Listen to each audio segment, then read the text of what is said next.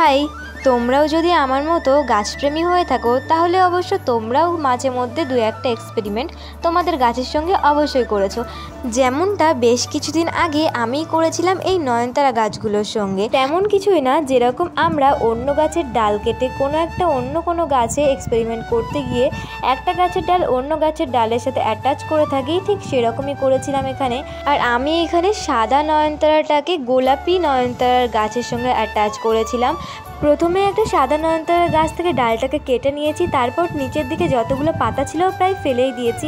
আর নিচের দিকটা এমনভাবে কাটতে হবে, মানে দুই দিকটাতে সমানভাবে একটু অ্যাঙ্গেল করে কেটে নিতে হবে। তারপর যেই ডালের সঙ্গে তুমি এটাকে অ্যাটাচ করতে চাও সেই ডালটাকে মাঝখান থেকে একটু হালকা করে কেটে নেবে, কিংবা যদি সাইডে অ্যাটাচ করো সাইডটা একটু হালকা করে কেটে নেবে। কেটে নেওয়ার পর যে কাটার ছোট ডালটা ছিল সেটাকে মাঝখানে রেখে এরকম সেলো টেপ দিয়ে তোমরা অ্যাটাচ করে দেবে। এইভাবে আমি প্রথমবার যখন ওটা করেছিলাম আমি সত্যি ভাবতে পারিনি যে ডালটা সত্যি অ্যাটাচ হয়ে যাবে। আর যখন দেখছি ওই ডালটা সত্যি অ্যাটাচ হয়ে গেছে, তাই ভাবলাম তোমাদের সাথে ওটা শেয়ার করি। যদি তোমরা কেউ চাও তাহলে এইভাবে ট্রাই করে দেখতেই পারো। এটা কিন্তু 2 থেকে 3 দিনের মধ্যেই হয়ে যায়, কিন্তু আমি খুব এক্সাইটেড এই গাছে কী ফুল ফুটবে।